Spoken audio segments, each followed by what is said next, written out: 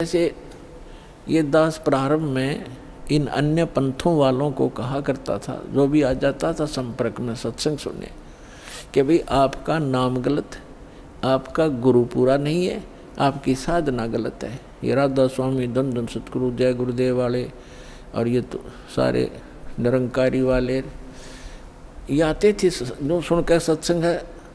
जब ये दास उनको ये सच्चाई बताता तो बेदक जाते, उठ कर चले जाते कि ना आप तो निंदा करते हो, किसी संत की निंदा नहीं करनी चाहिए, पाप लगता है। अरे भले आदमियों, निंदा क्या की मैंने? तेरे गुरु को चोर बताया ना, डाकू ठग बताया नहीं, उसके ज्ञान की त्रुटि बताई है, ज्ञान में कमी है आपके गुरु जी में। संत तो अच्छे ही होते लेकिन ना समझ में आई। ये श्रद्धालु होते हैं कि ना गुरु जी के बारे में कुछ नहीं सुन सकता, और अब आन लग रहे रोते हुए लुट पिट के, रोआ बरीत रहे, नाश हो गया। 30 साल हो गए राधा स्वामी में, जीवन खो दिया, सब कुछ लुट पिट गया। इकलौता पुत्र था वो भी मर गया। बता, अब टिंडे ले लो राधा स्वामी में, धन धन सतगुरु में। अब साची के 6 माह में गुस्सा होते थे। और यहाँ का इतिहास देख लो, सन 1994 से जो जुड़े हैं आज उनके ठाठ देख लो, और उनके घर में कोई दुर्घटना हुई तो आप पूछ कर देख लो, लाखों की संख्या में भक्त हैं। तो भगवान की शरण न्यारी होती है।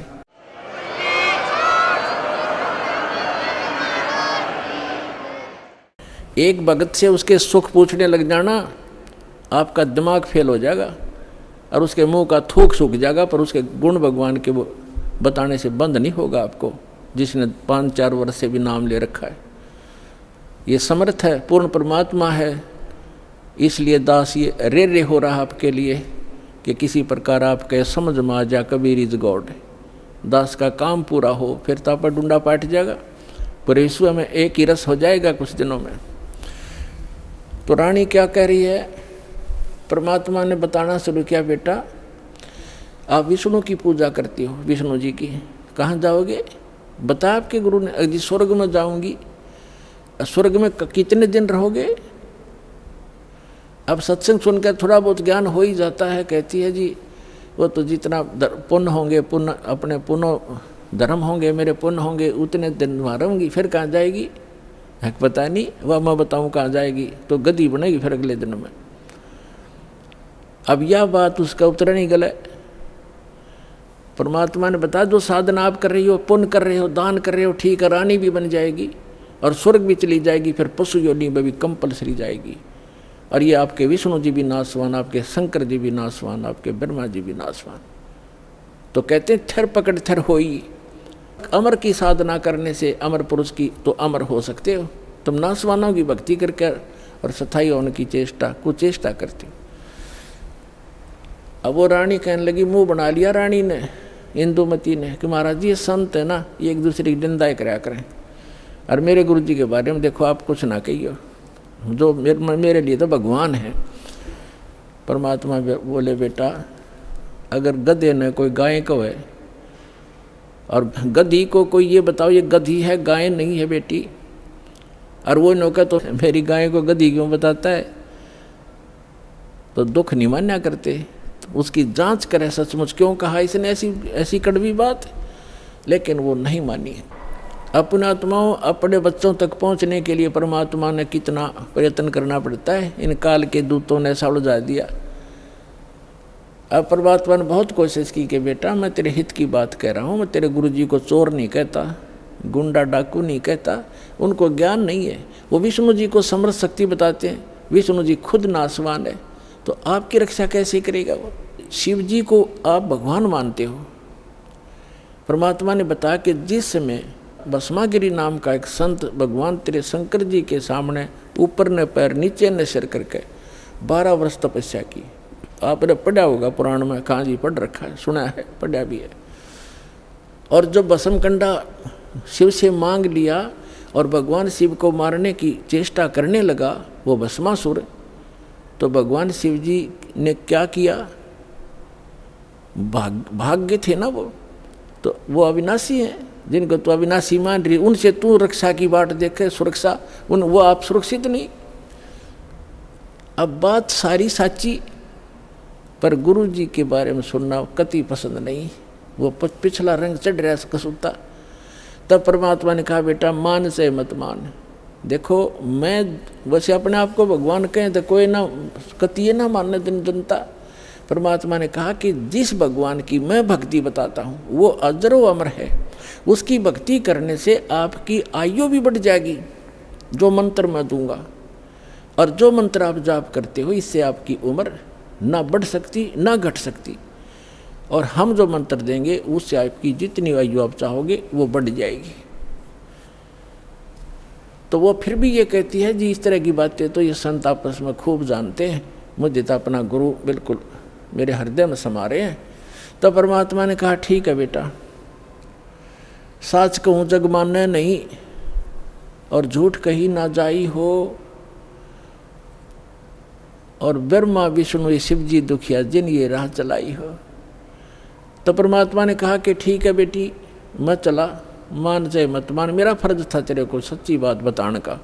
और आज से तीसरे दिन तेरी मृत्यु होगी, ना तेरा गुरु बचा सकेगा, ना तेरा विष्णु, ना तेरा शंकर जी बचा सकेंगे, और ना तेरा भक्ति यो मंत्र बचा सकेगा। और न्यू कह के महाराज जी उठन लगे, चरना पड़ गई। अब मौत दिखे है ना, जब जच्चा खाई बूंदी बन गया दे। अक्सर दूसरा तो झूठ नहीं बोला करते। चरणों में गिर गई और कहने लगी महाराज सचमुच। परमात्मा बोले तीसरे दिन आगे तेरी शेष आयु नहीं है और 83 लाख योनियों में जाएगी तू। फिर बोली महाराज जी फिर क्या करूं मैं मंत्र दूंगा बेटा, मंत्र जाप करिए और उस गुरु जी से बात भी मत करिए जो दुश्मन है तेरा। अब कहते हैं ना अपने लागे चाहे दो उद्देश्य तो थे सारा मर जा पर अपना नंबर ना हो, इतना कोई दिक्कत नहीं। जब अपना नंबर आता दिखा ना जब घी बंद है जीव की, तब सारी मान ली। अब ठीक जी जैसे आप कहोगे न्यू कर लूँगी। और मन में न्यू सोच रही कि देखूंगी तीसरे दिन क्या होगा। दीक्षा ले ली और गुरुजी ने बताया कि बेटा तीसरे दिन काल आवेगा और मेरे रूप में आवेगा। अरे एक ध्यान रखना, जो मैंने आपको मंत्र दिया है प्रथम, जब वो निकट आवे तो पहले आप इस मंत्र का जाप करके और फिर प्रणाम करना। इस मंत्र का जाप करना, वैसे तो प्रणाम नहीं करना पहले। देखो उस समय उन्होंने विशेष हिदायत इसलिए दी थी आगे के लिए, फिर परमात्मा ने बताया था वैसे संत आवे पहले दंडवत करे और फिर उनसे प्रसन्न करे, उनसे कुशल मंगल पूछे। लेकिन उस दिन परमात्मा ने विशेष हिदायत दी थी क्योंकि उसका अभ्यास नहीं था लड़की का। इसलिए कहा कि जब मैं आऊँ यानी मेरे रूप में काल आवेगा और तू भावुक हो करके बगैर मंत्र जाप किए चरण मत छूना, पहले मंत्र जाप करना और फिर चरण छूना। अब रानी ने किसी को बताया नहीं, ने सोचा क्या पता सच्ची है कि झूठी है। ठीक अगले दिन के 12-1 बजे के आसपास परमात्मा के रूप में काल गया, करुणामय के रूप में, और कहा इंद्रमती कहाँ है बेटा। अब इंद्रमती ने देखा गुरुजी आ गए, लेकिन वह बात उसके हृदय में गड़ रही थी। गुरुजी ने ये भी बात कही थी तो उन्होंने प्रथम मंत्र सिमरण कर दिया। वो सारा जो कंप्लीट कोर्स यही है वो जो आपको दे रखा।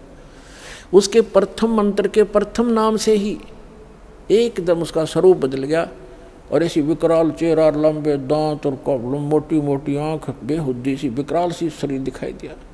तब उस काल ने देखा कि तेरा तो इसने आवरण उतार दिया। ने बोला अब तब बच गई तू, तेरे पास मंत्र जबरदस्त है, तुझे फिर देखूंगा। अब रानी का जान बची लाखों पाए और गुरु जी के 100 शुक्र मनाए। अपने नौकरों को बताती है काल आया था, आज मेरी मृत्यु होनी थी, मैंने जो गुरुजी बनाए हैं मेरी उम्र बढ़ा दी। अब ना तो राजा को बताई, उसके दरबार में जाके राजा ने बोला तू पड़ी रह, काल आ जाता तने छोड़ जाता, ये तुमने ऐसे कहती रहती हो, कोई कुछ कह दे उसकी बातों में आ जाती है। तो उसके साथी भी तेरी बेचारी के साथ वो राजा की के माने वो आ गई वापस, शुक्र मनाया रख। आगे तो तेरी टलगी मृत्यु, छाटते आके लेट गई। भगवान हे परमात्मा दया करिए, आपने इसी गुरु मिला ऐसा मंत्र दिया और मेरा जीवन रक्षा होगी। अब वह लेट गई बेड पे कति खुशी बना के, इतने में काल सर्प बन के आ गया। सर्प बन के आया और रानी के डस दिया, डसते उसकी आंख खुली और फिर वो ऐसे ऐसे जाता दिखा। उसने शोर बचाया, भागियो, डस ली, सर्प ने डस ली, सर्प ने डस ली। नौकर नौकरानियाँ आए, बाजे लठले, वो लंबा महल था राजा का, वो जो जाता दिखा सबने और मोरी में से निकल गया। रानी मृत्यु को प्राप्त होगी। राजा के घर तक सब प्रकार के वैद्य उपस्थित रहते थे, डॉक्टर बुलाए, वैद्य बुलाए, गार्डू बुलाए, सारा कुछ कर लिया और सब ने मृत घोषित कर दी। तब परमात्मा आ गए तो नौकर नौकरानियां कहने लगी, जिन देखे थे भगवान उस दिन, वो नौकरानियां कहने लगी, महाराज जी आपकी शिष्या को सर्प ने डस दिया, तब सर्प से मृत्यु होगी, हाहाकार मच गई।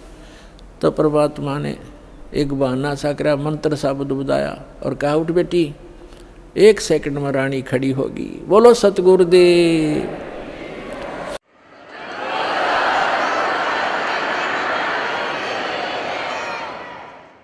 परमात्मा ने लीला की। रानी ने पूछा, महाराज ये कौन सा मंत्र था?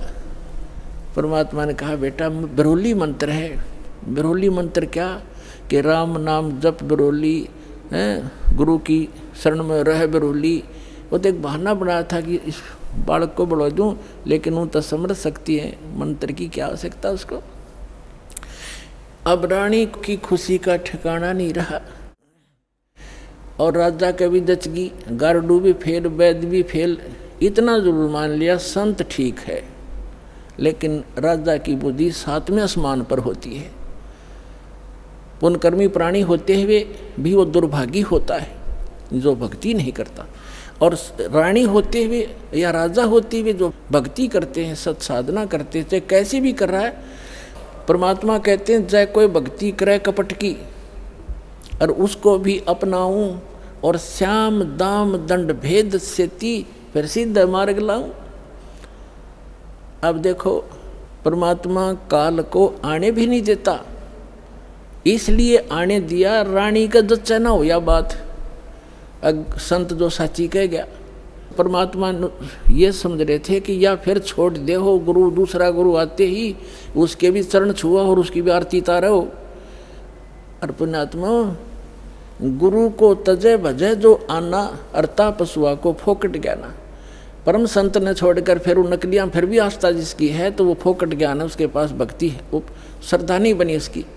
जैसे पति भरता पति से राती, आन पुरुष नहीं भावे और बस है पीहर में सुरत प्रीतम में, ऐसे ध्यान लगावे। यानी गुरु, नकली गुरु को त्यागने के बाद जब आपके समझ, क्योंकि पहले तो आपके पास कोई पैमाना ही नहीं था मापन का, जांच करने का कोई ऐसा वस्तु नहीं थी, विकल्प नहीं था। अब दास आपको पहले संत को जांचने के पैमाने देता है कि इससे नाप के देख लियो जिसके पास ये ज्ञान है कि नहीं। जैसे धर्मदास जी भी पहले ऐसे ही दूसरी साधनाएं करता था, जब परमात्मा ने उसको सच्चा ज्ञान सुना, वो फिर भी बुद्धि भ्रष्ट हो गई थी बीच में, तो फिर परमात्मा मिले नहीं थे, तो उसने सोचा साधु संत के रूप में मिले थे। कोई भी संत मिलता, धर्मदास उसके पास जाता और जाती कहता, महाराज जी ठीक सो, कहाँ आजा बच्चा, ठीक है। तो उसने पूछा, जी वो क्या प्रश्न करता था कि ब्रह्मा विष्णु महेश के माता पिता कौन है? तो वो कहता था, अरे ये तो अजरो अमर है, सर्वेश्वर हैं, ये कहाँ से बात उठा लिया? तो तभी उठकर चल पड़ता था कि ना, ये संत नहीं है। तो उसके पास एक पैमाना था उनको जांचने का, और जब उसने परमात्मा मिले दोबारा, फिर वो तो पूरा काम उनका होना ही था। तो पहले तो आपके पास कोई ऐसा था नहीं मेजरमेंट टेप जिससे आप उसको नाप सकते थे, तोल सकते थे, जांच सकते थे। और जब पूर्ण संत मिल जाए फिर भी वो नहीं मांझता है, वो तो जीवन नाशक है आपके। हाँ, उनको समझाने की चेष्टा करो। गुरुजी, पहले जो गुरुजी थे कि भक्त, महाराज जी आदर से बोलो, आप गलत दिशा पर जा रहे हो, इन प्रश्नों का उत्तर या तो आप दो, और नहीं ताजा मेरे साथ अपना नाम लो, कल्याण कराओ।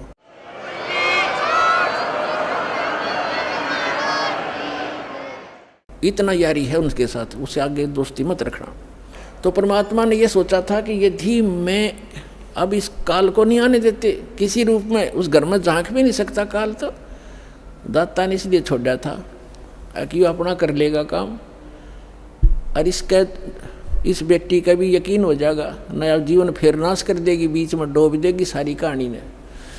तो उसके बाद ऐसा दृढ़ विश्वास हुआ उस लड़की के, और परमात्मा बिना कुछ भी दिखाई नहीं दे, ना वो राजा मना करे फिर, इसका तो जीवन दान मिल गया मेरी रानी का इस संत से।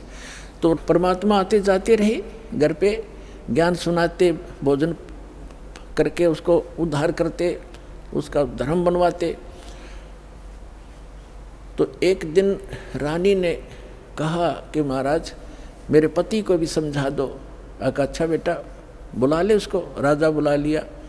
परमात्मा लागे समझाने के भाई परमात्मा की भक्ति करनी चाहिए, और ये राजपाट सदा नहीं रहता, एक दिन मृत्यु भी होएगी, परमात्मा की भक्ति करते रहना। तो राजा क्या कहता है, महाराज जी देखो मैंने तो पार्टी अटेंड करनी पड़ती है, क्यों ना घुटी छुट्टी लानी पड़ती है, और मेरे पास समय नहीं है, लेकिन मैं आपकी चेली ने मना नहीं करता, कितना या दान करो और कितना सत्संग करवा लो, और मुझे मत, मेरे बस की बात नहीं है भक्ति करना। परमात्मा ने समझा देखो राज भी करो भक्ति भी करो, भक्ति में क्या लगता है, आप पार्टियों में जाते हो शराब मत पियो, वैसे तो साधु संत हो जाएंगे, पार्टी सुहावें को नहीं आपने, फिर भी किसी कारणवश जाना पड़ जाता है तो वहाँ काजू खाओ, किशमिश खा लो, वही बादाम खा लो और सेब संतरे खा लो, ये शराब अड़ंगा क्यों पियो। तो बहुत समझा, अग्नि महाराज जी बस आप अपने, मैं फिर मेरे बस की बात नहीं, फिर देखूंगा। कुछ दिन के बाद परमात्मा ने फिर प्रार्थना करी, बार बार रह कर समझाया, मान्या नहीं। लास्ट में ये कह दिया कि महाराज जी देख मुझे ना कहा करो आप, और आपकी चेली ने मैं मना नहीं करता, तो सारे खजाने लुटा दे, और मैं कति बाधक नहीं बनता इसके बीच, मेरे बस की बात नहीं। तो परमात्मा कहते कबीर पिछले पाप से हरि चर्चा ना सुहावे, और कह ऊँगे कह उठ चले ना और बात चलावे। तुलसी पिछले पाप ते हरि चर्चा ना भावे, जैसे जबर के बेग ते भाई भूख बेदा हो जा। तो जिसके पाप गणे बढ़ जाते हैं उन्हें राम नाम की वो मनुखा दाख भी कड़वी लगती है, जैसे जबरग्रस्त प्राणी को, रोगी को मनुखा दाख सेब संतरे रोटी भी कड़वी लगती है, वो मीठी वस्तु भी उसको कड़वी नजर महसूस होती है। बुखार ने उसके शरीर की व्यवस्था इतनी बिगाड़ दी। इसी प्रकार पाप कर्मों से ग्रस्त प्राणी इस परमात्मा की मनुखा दाख सेब को खा नहीं सकता। उसके लिए तरीका है, जैसे कुनीन होती है मलेरिया का नाश करने के लिए, और कुनीन भी कड़वी वस्तु को, बुखार को सेट करने के लिए जिससे कड़वी वस्तु लगती थी मीठी, उसके लिए कड़वा ही खाना पड़ेगा, न चाहते भी फांकी मारनी पड़ेंगी, और उस कड़वी दवाई खाने से रोग नाश हो जाएगा, फिर वो मीठी लगने लग जाएंगी। इसी प्रकार ये सत्य साधना भगवान की कथा ना चाहते भी सुनते रहना चाहिए, फिर वो रोग नाश हो जाएगा। कुछ पाप ऐसे होते हैं जो परमात्मा के सच्ची ज्ञान के सच्चे वचन से, परम संत के वचन से, मुख से बोले हुए वचन से वो शीघ्र नाश हो जाते हैं, और फिर वो भूख जागृत हो जाती है भगवान की कथा की। ऐसे बहुत से व्यक्ति हैं शुरू में वो सुनते भी नहीं थे, अब आज 500 किलोमीटर से चलकर और 10वें दिन यहाँ आ जाते, अब उनका पाप कर्म का बुखार उतर गया।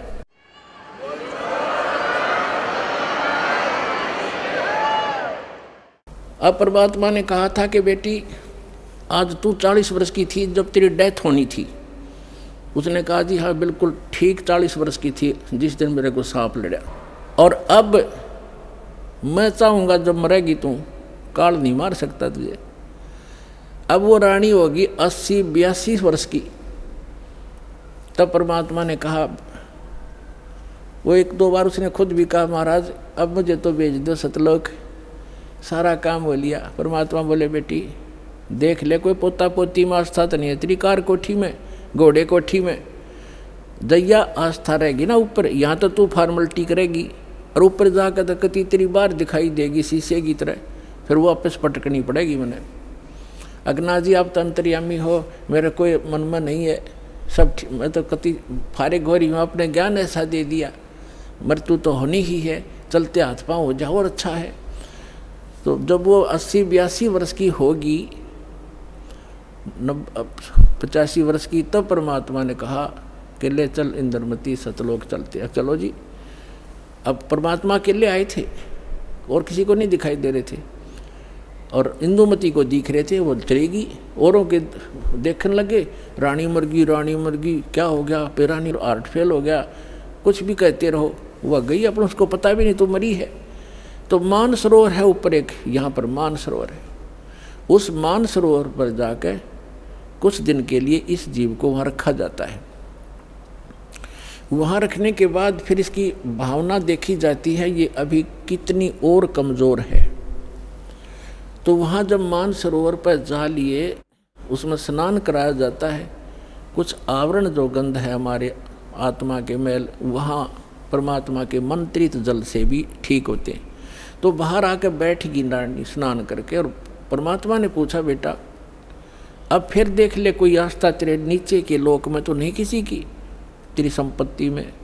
तो उसके मन में एक बात खटकेगी कि हे महाराज, आपके ज्ञान से मुझे तो बहुत कुछ जानकारी होगी, लेकिन जो मेरा पति है, संसार की दृष्टि में जो मेरा पति है, अब तो मुझे अपने ओरिजिनल पति का पता लग गया।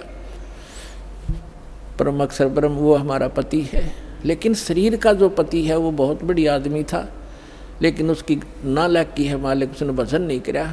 लेकिन आज जो मुझे उपलब्धि हुई है उसमें उसका बहुत बड़ा सहयोग है मेरे पति का।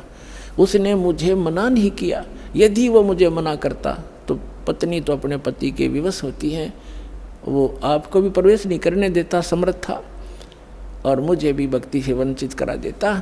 उस देवता ने कोई बाधा नहीं करी। यदि उसका कोई क्रेडिट बना हो इस काम का, तो मेरी प्रार्थना है भगवान उसको भी शरण में लेना। पुण्यात्मा परमात्मा जान गए कि यह भी कमजोरी ये है। जैसे कल बताया था, एक वृद्ध व्यक्ति डॉक्टर के पास चला गया, कमज़ोर सा होता ही है वृद्ध, मांस खत्म, अस्थि पंजर शेष। डॉक्टर से कहने लगा, डॉक्टर जी मेरी पिंडी भड़के हैं, पिंडियों में दर्द होता है, पिंडलियों में। डॉक्टर ने देख लिया, अब दूर रहते हैं, कमज़ोर वीकनेस के कारण है कि कमज़ोरी है बाबा। फिर कहने लगा, जी मेरी सांथल भी दर्द करती हैं। डॉक्टर बोला, कमज़ोरी है बाबा। मेरे सिर में दर्द रहता है डॉक्टर जी। डॉक्टर बोला, जी कमज़ोरी है। वृद्ध बोला, मैं खड़ा होता हूँ चक्कर सा आता है। डॉक्टर बोला, कमज़ोरी है। वो वृद्ध गुस्सा हो गया, ने बोला, तू डॉक्टर है गम चक्कर, एक के बाद जाना है कमज़ोरी कमज़ोरी, कुछ और भी बतावेगा। तो डॉक्टर बोला, यह भी कमज़ोरी है, क्योंकि कमज़ोर आदमी ने गुस्सा आया करे, ये भी ड्यू टू कमज़ोरी है, वीकनेस है। तो पुण्यात्मा परमात्मा जानेंगे अज्ञा भी कमज़ोरी है जो या बोल रही है आज, इसके उसके प्रति इसका लगाव शेष है या आप भी डूबेगी।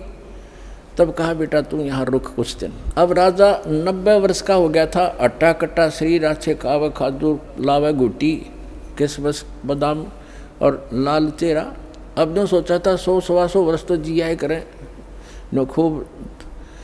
अब राजा आया, चौक में आया बाहर से घूम के, 90 वर्ष की उम्र होगी थी, और आते ही नीचे उतरा घोड़े से, नौकर आसपास खड़े, अंगरक्षक साथ थे, बाहर से आए थे, और पलंग तक भी नहीं पहुंचा, गद गिरा और टट्टी पेशाब निकल गई। यम के दूत खड़े दिखाई दे, जबान बंद होगी, उसका टाइम आ गया, सेकंड भी नहीं दे, एक सांस भी नहीं दे काल तो, और खींच खींच कर सांस लग गया, टट्टी पेशाब निकल गई, नू आँखें फट गई। वैद्य बुद्धों ने अपनी सारी जंतर मंतर कर लिए, सारी दवाई दे दी, फिर वो समझ गए कि अब इसका अंत समय है। तब परमात्मा ने कहा कि देख बेटी उस अफलातून की क्या हालत हो रही है, देखो यम के दूत खड़े चारों तरफ और उसको कैसे डरा रहे हैं, उसकी जुबान बंद कर रखी है उन्होंने, अब ये बोल नहीं पा रहा, और धरती तोलता फिरे था, कहे कि नहीं मानने था। तब रानी बोली, देख लो जी मैं क्या बताऊँ आपने, उसने मेरी मदद बहुत कर रखी है। परमात्मा बोले, समझ गए कहाँ या के कहना चाहो है। तो कहने लगा, बेटी मैं जाता हूँ। तो परमात्मा आकर प्रकट हो गए वहाँ उनके चौक में। कबीर साहब के आते ही यम के दूत ने हो गए खखाट, एकदम गायब हो गए। राजा होश में आ गया और उसने सामने परमात्मा खड़े दिखाई दिए, चरणों में पड़ गए, और वो यम के दूत आकाश में दिखे। वो नो देखकर कभी भगवान की तरफ देखे। परमात्मा बोले भाई आज तेरा एंड आ गया था इंद्र चंद्र विजय, तेरा सांस शेष नहीं था। ने बोला जी सही बात है। तो परमात्मा बोले अब क्या चाहिए तुझे? अगर जी मैंने भक्ति दे दो, भक्ति दे दो, भक्ति करूँगा। तो परमात्मा अब आँख खुल आदमी की जब पता सच्चाई न पक्की यकीन हो जाए कहाँ टिकट कटेगी तब भगवान दिखाई देता है। कहते हैं दुख में सुमन सब करे, सुख में करे ना कोई। और जय सुख में सुमन कर ले दुख क्यों होए? तो परमात्मा बोले 2 साल दूंगा तेरे को, और 2 वर्ष में जो भक्ति कर लेगा तो ठीक से, ना तो फिर तेरी बिरान मिट्टी हो जाएगी। दे के बच्चों ने राजपाठ और बैठ गया माला लेके। 2 साल के अंदर सारी कसर काट ली। कहते हैं जीवन तो थोड़ा ही बला जब सत सुमरण हो, और लाख वर्ष का जीवन लिख रहनी को। तो इस प्रकार उन दोनों प्राणियों का मोक्ष किया उस कबीर भगवान ने। बोलो सतगुरुदेव की।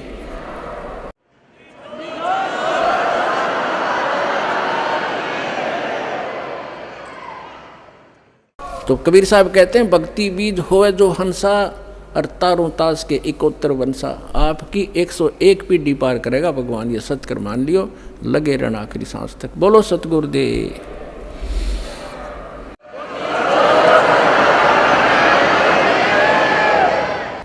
परमपिता परमात्मा पूर्ण ब्रह्म सारी सृष्टि के रचनहार कुल मालिक कबीर जी की असीम रजा से आप सभी पुण्यात्माएं सत्संग सुनने के लिए उपस्थित हुए।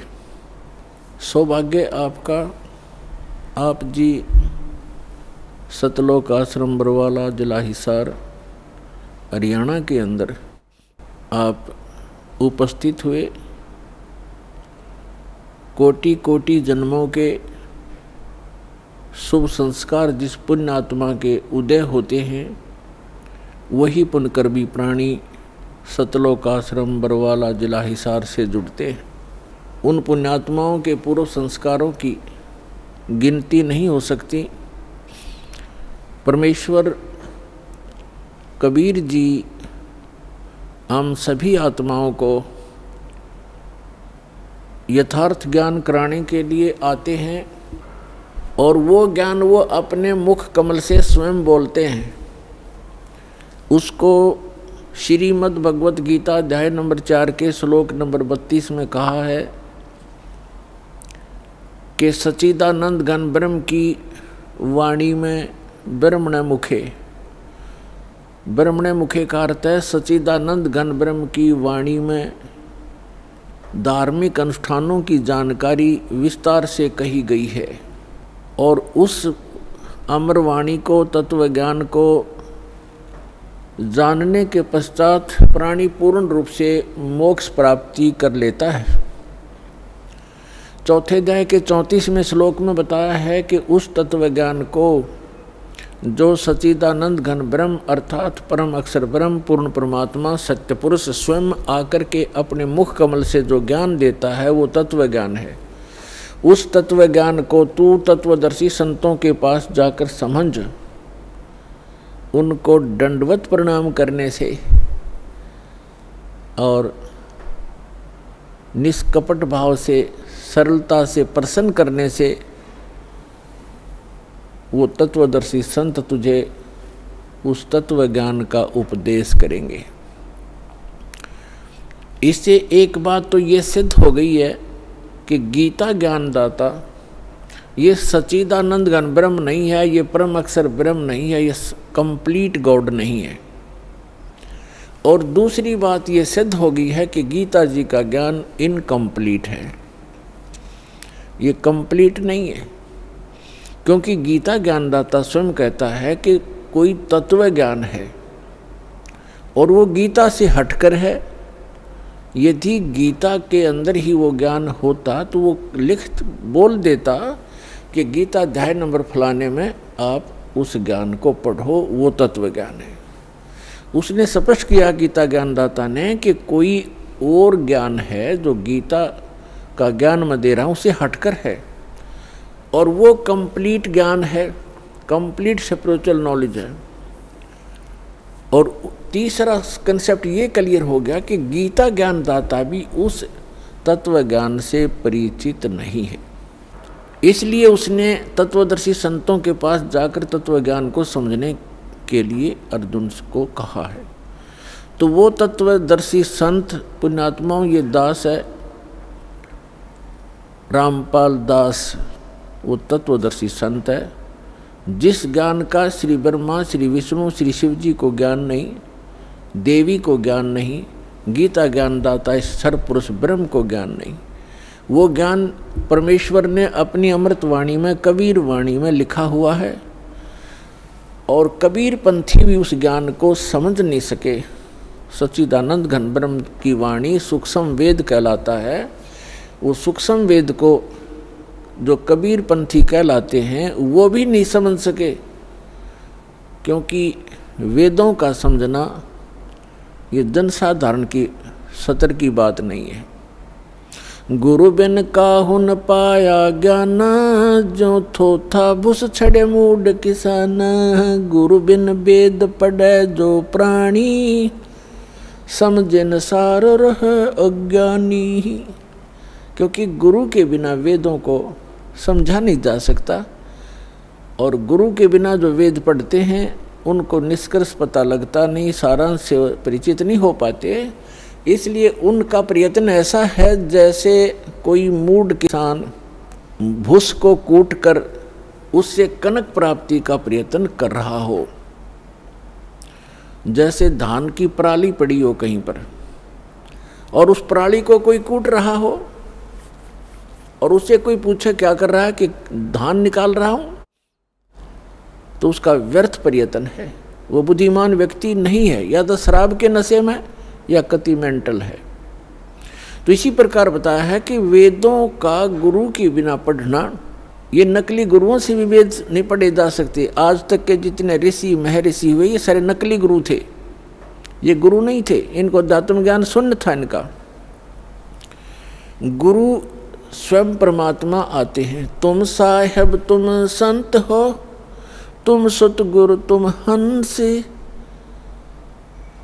गरीब दास तेरे रूप बिन और न दूजा अंश। आदरणीय स्वामी रामानंद जी ने जब परमात्मा को सचखंड सतलोक यथास्थान पर देखा, और फिर उसको यहाँ पर भी बनारस में भी देखा, काशी में देखा उस कबीर भगवान को, तब कहा था दोहू ठोर है एक तू, और भया एक से दो। गरीबदास जी चित्रण कर रहे हैं जैसे तुलसीदास जी ने रामायण को चित्रण किया।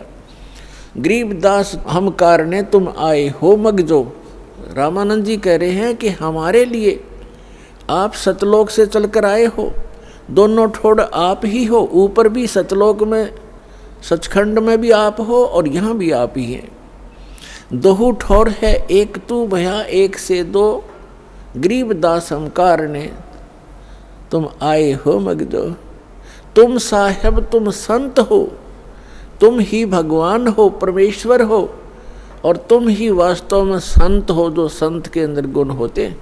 तुम सतगुरु, सतगुरु माने सच्चा ज्ञान देने वाले, सब सदग्रंथों से परिचित आप ही हैं, और आप ही हंस हैं। हंस माने विकार रहित आत्मा, जिसमें कोई किसी प्रकार का दोष ना हो। रियल में जो भक्त होते हैं, स्वामी रामानंद जी कह रहे हैं कि वास्तव में भगवान भी आप ही हो, जो रियल गॉड होता है, कंप्लीट गॉड आप हैं। और आप ही संत हो, संत जो शील स्वभाव के होते हैं। और आप ही सतगुरु हो, सब सदग्रंथों को जानने वाले। सतगुरु के लक्षण कहूँ मधुरे बैन विनोद, 4 वेद 6 शास्त्र वो कहे 18 बोध। सतगुरु के लक्षण भी बता दिए कि सभी सदग्रंथों का जानकार होता है, वो सतगुरु होता है।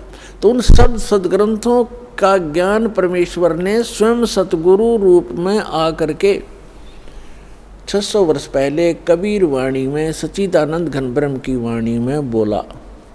तो यहाँ बताया है कि वो परमात्मा स्वयं आकर ही अपना ज्ञान बताते हैं, वो वास्तव में गुरु होते हैं।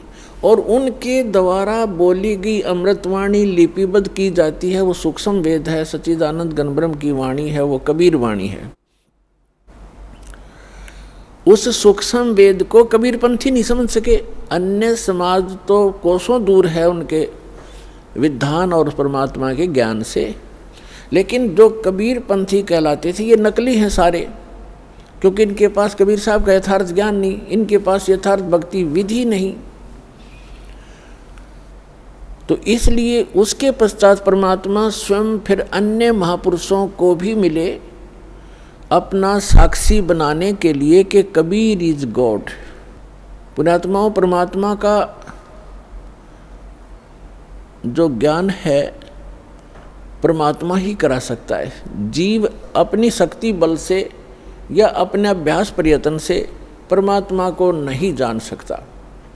अगर ये जान सके होते तो हजारों वर्ष इन्होंने समाधि मेडिटेशन करके देख लिए। अब जो 2.5 घंटे सुबह 2.5 घंटे शाम भक्ति करके मोक्ष का दावा करते हैं, वो खोखला दावा उनका। हजारों वर्ष उन्होंने इस शरीर में खूब टक्कर मार ली और लास्ट में कह दिया गॉड इज फॉर्मलेस, परमात्मा निराकार है, परमात्मा का केवल प्रकाश देखा जा सकता।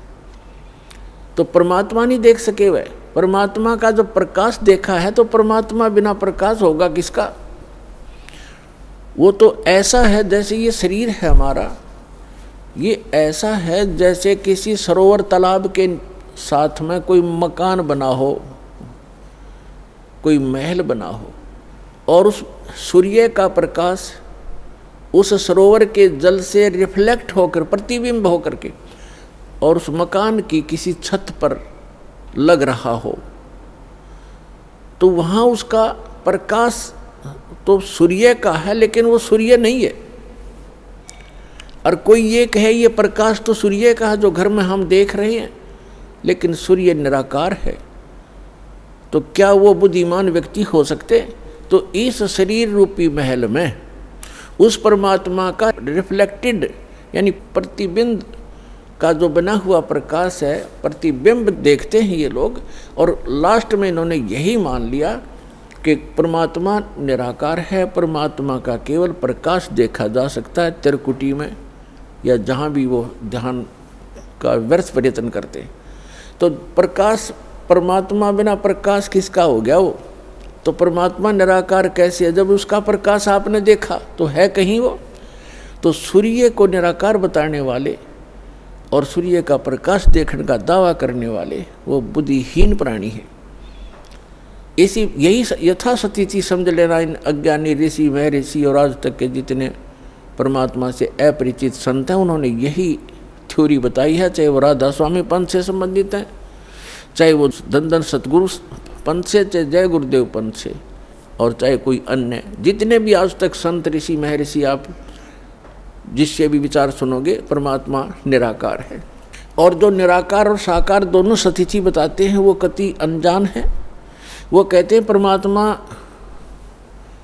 मूलतः तो वो निराकार ही है, लेकिन यहाँ साकार बन कर आता है, जैसे श्री राम और श्री कृष्ण रूप में।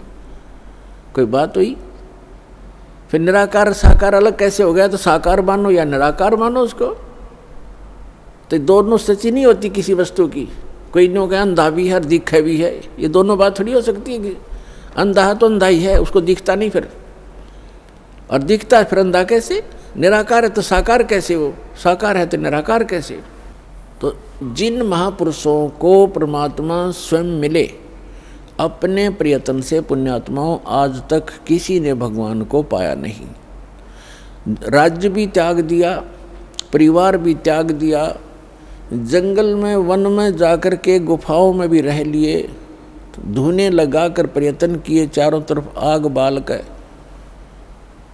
और झरनों में खड़े हो कर भी साधकों ने परमात्मा प्राप्ति का प्रयत्न किया, लेकिन ऑल इन वेन, यानी सभी निष्फल रहे, क्योंकि उनकी साधना अकॉर्डिंग टू द शास्त्र नहीं थी, उनकी साधना शास्त्र अनुकूल नहीं थी, मनमाना आचरण था। और अब भी जो कर रहे हैं मनमाना आचरण, वो भी अपना जीवन व्यर्थ कर रहे हैं। जैसे श्रीमद् भगवत गीता अध्याय नंबर 16 के श्लोक 23 और 24 में स्पष्ट किया है कि शास्त्र विधि को त्याग कर जो मनमाना आचरण करते हैं उनको न तो कोई सुख होता है, न उनकी गति परम गति होती है, और न ही उनका कोई कार्य सिद्ध होता है, उसको कोई सिद्धि भी प्राप्त नहीं होती, अर्थात यूजलेस, व्यर्थ। इसलिए गीता अध्याय नंबर 16 के श्लोक नंबर 24 में स्पष्ट किया है, इससे तेरे लिए अर्जुन कर्तव्य और अकर्तव्य की व्यवस्था में सद्ग्रंथ ही प्रमाण है। सद्ग्रंथों के आधार से ही आप अपना कौन सी साधना करनी चाहिए, कौन सी ना करनी चाहिए, ये निर्णय कीजिए। किसी की दंत कथा लोकवेद पर विश्वास मत कीजिए। तो जितने भी ये कह रहे हैं कि परमात्मा निराकार है, वो एक कहीं रहता नहीं है, उसका कोई बॉडी नहीं है, परमात्मा बॉडीलेस है, तो ये सब भ्रमित हैं, इनको कतई ज्ञान नहीं अध्यात्म मार्ग का। और जिन महापुरुषों को परमात्मा आकर मिले वो स्वयं ही आकर मिले, उनका एक विधान है, वो ऐसी ही लीला करते हैं, वो ऐसी लीला करते ही करते हैं जैसे हमारे वेद प्रमाण करते हैं। ऋग्वेद मंडल नंबर 9 सूक्त 86 मंत्र 26 और 27 में, ऋग्वेद मंडल नंबर 9 सूक्त 82 मंत्र 1, 2, 3 में, ऋग्वेद मंडल नंबर 9 सूक्त 54 मंत्र 3 में, ऋग्वेद मंडल नंबर 9 और सूक्त 94 के मंत्र 1 में, ऋग्वेद मंडल नंबर 9 सूक्त 95 के मंत्र नंबर 2 में, ऋग्वेद मंडल नंबर 9 सूक्त 96 के 96 के मंत्र 16 से लेकर 20 में, ऋग्वेद मंडल नंबर 9 सूक्त 20 मंत्र 1 में, ऋग्वेद मंडल नंबर 9 सूक्त 20 के मंत्र 1 में, ऋग्वेद मंडल नंबर 9 सूक्त 1 मंत्र 8 और 9 में। और भी अनेक स्थानों पर यह प्रत्यक्ष प्रमाण है कि परमात्मा ऊपर रहता है सतलोक में, तेजो में, लोक में, धाम में। वो एक पृथ्वी है जो स्वप्रकाशित है, वहाँ परमात्मा एक राजा के समान विराजमान है, सिंहासन पर, यानी तख्त पर, सिंहासन पर कहो तख्त कहो, जैसे कहते थे ना दिल्ली के तख्त पर बाबर का राज्य इतने वर्ष तक रहा। तख्त माने सिंहासन, गद्दी। तो अनंत कोट ब्रह्मांड के कंट्रोलर के सिंहासन यानी तख्त पर वो परमात्मा राजा के समान विराजमान है, और वहाँ से गति करके आते हैं, अच्छी आत्माओं को मिलते हैं और उनको यथार्थ ज्ञान कराते हैं, अपने से परिचित कराते हैं। वो लीला कबीर परमात्मा ने, अल्लाहु अकबर ने, सच्चिदानंद घन